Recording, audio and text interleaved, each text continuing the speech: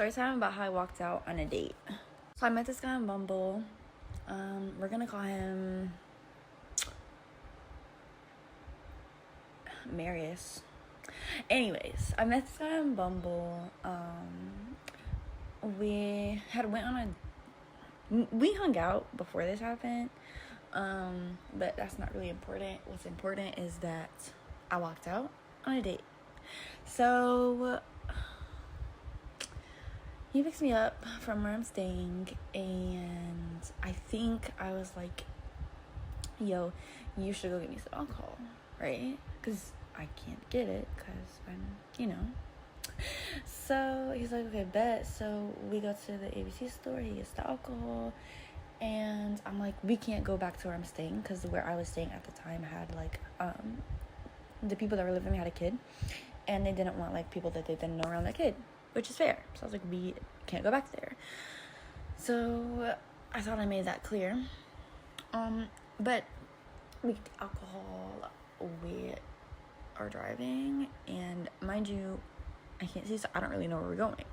So he is driving, and we pull in somewhere, and I wanted to ask where we were, but I've always hated to be like, where are we?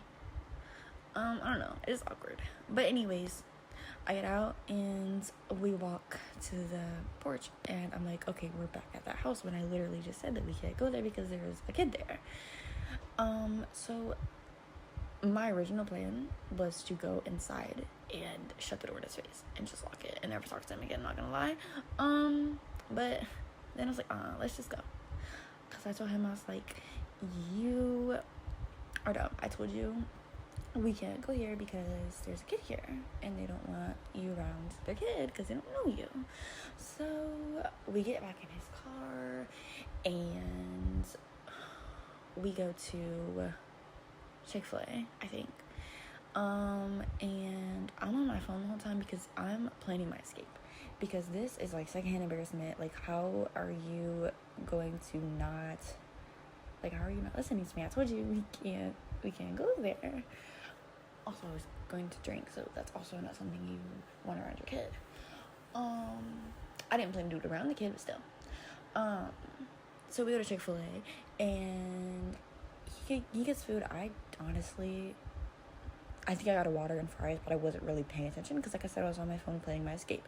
So I text my friend, and I'm like, can you get an Uber to get me out of here? Because, like I said, I'm blind, y'all. I can't drive, so I had to get an Uber because I was not about to be like, yo, you take me the fuck home. Like, no.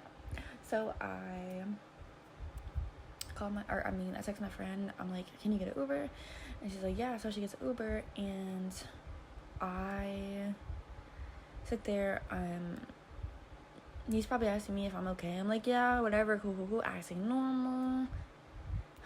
And I sit there and I wait for my Uber to get there, and he comes in. The Uber driver comes in. He's like, Uber for, my name, and I'm like, yeah, because I wasn't gonna walk out there because I didn't know where I was going. Also, if I got up, he would be like, where are you going? And then he would try to help me, and then it would just been a whole thing.